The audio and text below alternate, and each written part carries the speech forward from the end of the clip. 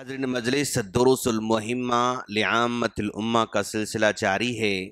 ہم لوگوں نے اس سے پہلے کے درس میں وضو کے شرطوں کے بارے میں ہم نے پڑھا اور وضو کے فرائض کے بارے میں ہم نے پڑھا۔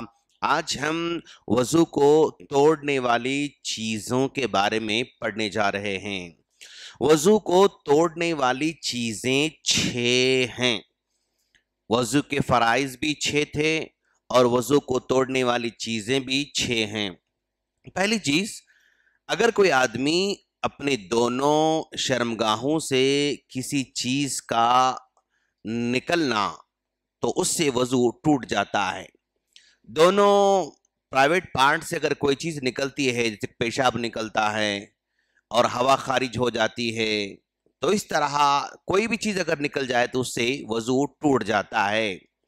نمبر 2، جسم سے نجس چیزوں کا کافی مقدار میں نکلنا۔ جسم سے مان لو پیپ نکلا، بہت زیادہ نکلا، کافی مقدار میں، وافر مقدار میں کوئی بھی گندی چیز اگر نکلتی ہے جسم سے تو اس کی وجہ سے وضو ٹوٹ جاتا ہے۔ نمبر 3، سونے یا اور کسی وجہ سے عقل کا ضائع ہونا۔ مطلب ایک آدمی گہری نیند میں سو جاتا ہے، ٹیک لگا کر سو جاتا ہے تو اس کی عقل زائل ہو جاتی ہے، یعنی اب اس کو سمجھ میں نہیں آتا کہ بھی کیا ہو رہا ہے کیا نہیں ہو رہا ہے، تو جس کی وجہ سے وضو ٹوٹ جاتا ہے۔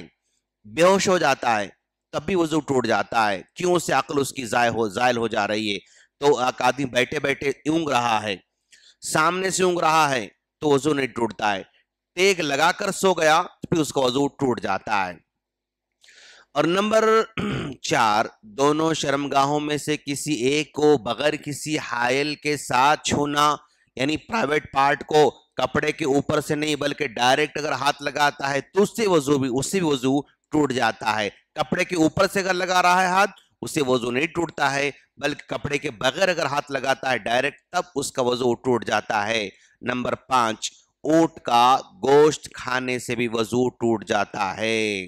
مطلب ہم نے وضو کر لیا، اونٹ کا گوشت کھا لیا، اب وضو ٹوٹ جائے گا، پھر دوبارہ اس کو وضو کرنا پڑے گا۔ یا آپ نماز پڑھنا چاہ رہے ہیں، اونٹ کا گوشت ہم نے کھا لیا، پھر وضو کر کے نماز پڑھنا پڑے گا۔ ایک آدمی بکرے کا کھاتا ہے اور چکن کھاتا ہے، دوسرا کوئی بھی گوشت کھاتا ہے تو وضو نہیں ٹوٹتا، لیکن صرف اونٹ کا گوشت کھانے کے وضو اس کو پھر دوبارہ کر لینا پڑتا ہے۔ نمبر 6، اسلام سے مرتد ہونا۔ ایک آدمی اسلام قبول کر لیا تھا، وضو بھی کر لیا تھا، اب اسلام سے خارج ہو جاتا ہے تو اس کو وضو ٹوٹ جاتا ہے، یعنی پھر دوبارہ جو ہے اس کو وضو اس کو کرنا پڑے گا۔ تو بغیر یعنی اسلام سے خارج ہو جاتا ہے تب بھی اس کا وضو ٹوٹ جاتا ہے۔ کہا جا رہا ہے راجح قول کے مطابق میت کو غسل دینے سے وضو نہیں ٹوٹتا۔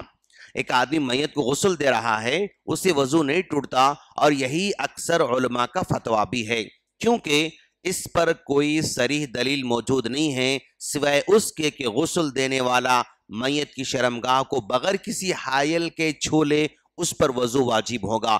غسل دے رہا ہے، میت کو غسل دیتے ہوئے اس کے پرائیویٹ پارٹ کو بغیر کسی چیز کی اس کو چھو لیتا ہے تب اس کا وضو ٹوٹ جاتا ہے، لیکن جنرلی یعنی غسل دلانے والے بھی، میت کو غسل دلانے والے بھی اپنے ہاتھوں کو جو ہے گلوز پہن لیتے ہیں، کپڑا لپیٹ لیتے ہیں، تو گویا اس کا بیچ میں جو ہے حائل آ رہا ہے، اس سے ہاتھ لگنے سے اس کو وضو نہیں ٹوٹتا۔ اگر ڈائریکٹ ہاتھ لگ رہا ہے اس کے پرائیویٹ پارٹ کو، اس کا وضو ٹوٹ جاتا ہے، غسل دینے والے کا۔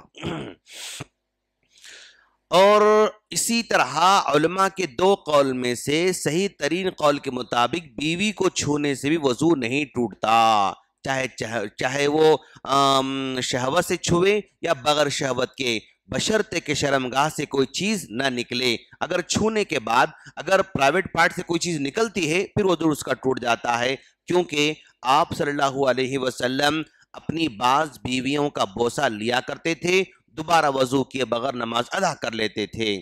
تو اس طرح اللہ کے رسول نے لوگوں کے حساب سے بھی جو ہے آپ نے لوگ کہا، ایک بوڑھے آدمی نے کہا اللہ کا رسول اگر میں بوسہ دوں تو وضو کی حالت میں، کوئی بات نہیں جاؤ کہا، لیکن پھر ایک جوان آ کر پوچھا تو آپ نے کہا نہیں دینا کہا، کیوں؟ اس لیے کہ جوانی کی حالت میں پھر وہ یعنی اس کے خواہشات ابھر سکتے ہیں، وضو ٹوٹ سکتا ہے، تو وہاں پر آپ نے اس کو منع کر لیا۔ تو جہاں پر خواہش ابھر سکتی ہے وہاں پر اس کو کرنے سے منع کیا گیا، لیکن اگر خواہش نہیں ابھرتی ہے تو وضو کر کے بوسہ لینے سے اس کا وضو نہیں ٹوٹتا ہے گا۔ اور اللہ تعالیٰ کا فرمان ہے او لامستم النساء، یعنی یا تم نے عورتوں کو چھوا ہو، اس سے مراد علماء کے دو اقوال میں سے صحیح قول کے مطابق ہم بستری کرنا ہے۔ اگر ہم بستری کرتا ہے تو سارے وضو اس کے ٹوٹ جاتے ہیں۔ تو اس طرح یہ 6 جو ہے وضو کو توڑنے والی چیز میں بیان کی گئی ہیں۔